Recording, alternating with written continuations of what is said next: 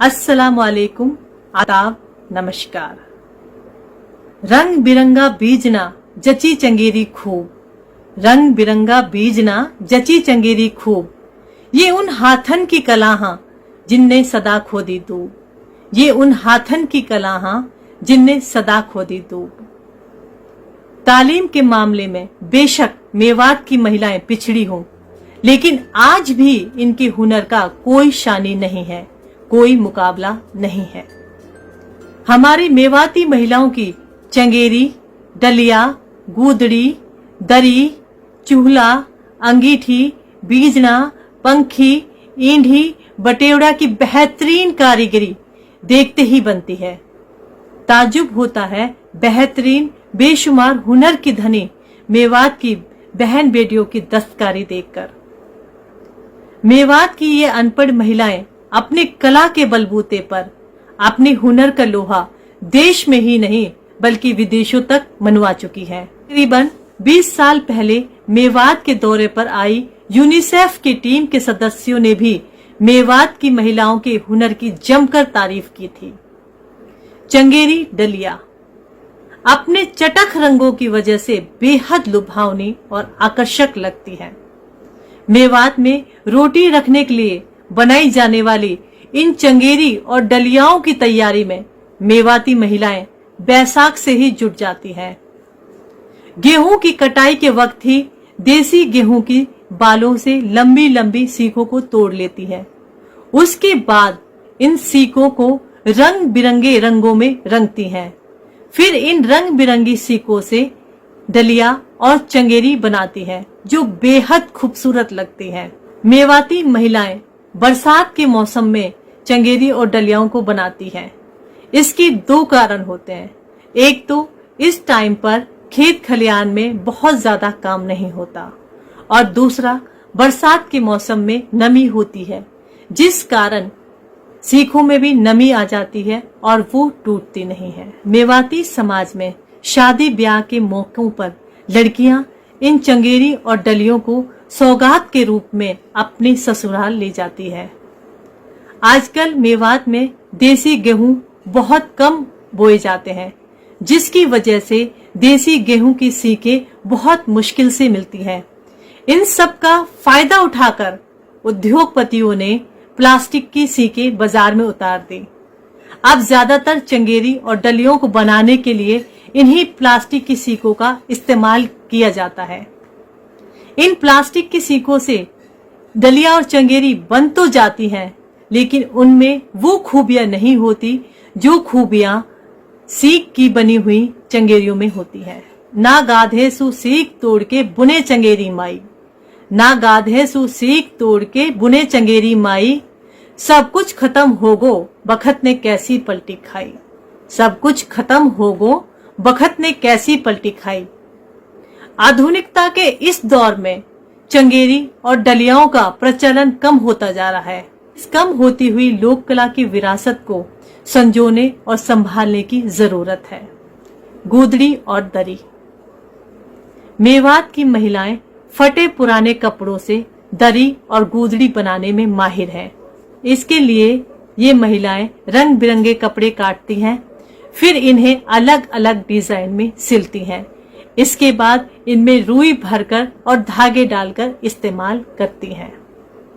गूदड़ियों का इस्तेमाल मेवात में बिस्तर के रूप में होता है। मेवात में दूल्हे का सलाम जिस पलंग या चारपाई पर होता है, उस पर गूदड़ी ही बिछाई जाती है।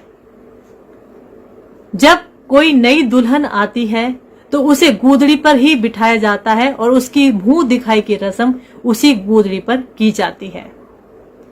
मेवात में जब किसी के घर कोई बच्चा होता है तो उस बच्चे के कपड़ों के साथ साथ गूदड़ी देने का भी चलन है।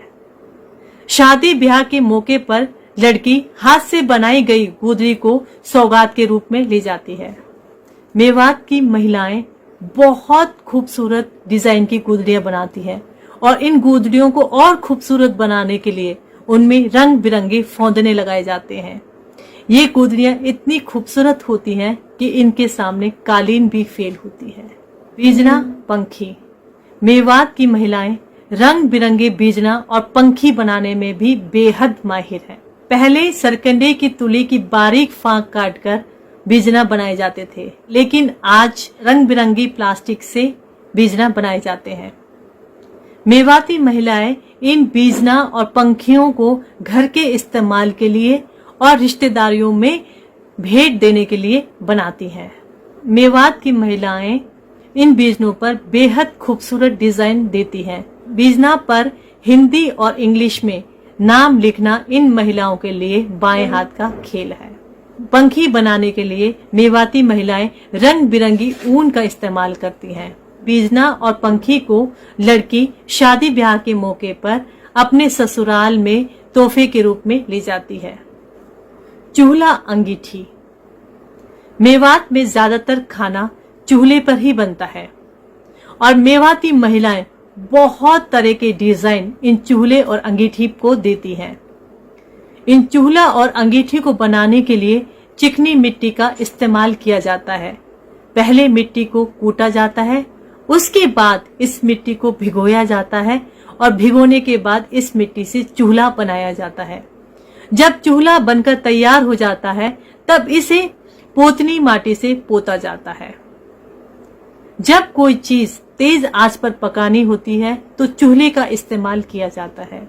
जब कोई चीज धीमी आंच पर पकानी होती है तो अंगीठी का इस्तेमाल किया जाता है। उपड़ा जोड़ जोड़ के बने हैं बटेवड़ा, उपड़ा जोड़ जोड़ के बने हैं बटेवड़ा, फिर हो वह उकराई। मेवात की महिलाएं उपले जोड़ जोड़ कर बटेवड़ा बनाती हैं और फिर बेहद सलीके से और खूबसूरती के साथ उसमें डिजाइन उकेरती हैं। ये महिलाएं फागुन के महीने में बटेवड़ा बनाती हैं और इस बटेवड़े के ईंधन को बरसात के मौसम में इस्तेमाल करती हैं। बटेवड़े के ऊपर छान भी बांधी जाती है ताकि बारिश के टाइम पर बटेवड़ा भीगे नहीं। इन सब चीजों के अलावा मेवात की महिलाएं रंग बिरंगे थालपोश, मेजपोश और रुमाल क्रोशियो की मदद से बनाती हैं। रंग बिरंगी इन्हीं बनाने में भी इन मेवाती महिलाओं का कोई मुकाबला नहीं है।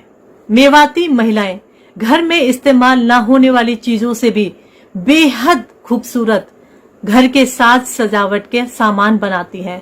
ये मेवाती महिलाएं खेतों के काम, पशुओं के काम, चूल्हा चाकी के काम और घर संभालने के साथ साथ अपने हुनर के लिए समय निकालकर अपना हुनर दिखाती हैं। मेवात की इन अनपढ़ महिलाओं को इनकी कला की वजह से कोई अनपढ़ नहीं कह सकता। मुझे गर्व है मेवात की महिलाओं पर, जो इतना काम करने के बावजूद भी अपने हुनर के लिए, अपने लिए टाइम निकालती हैं। मैं सलाम करती हूँ मेवात की महिलाओं को, उनके हुनर को, उनकी कला को।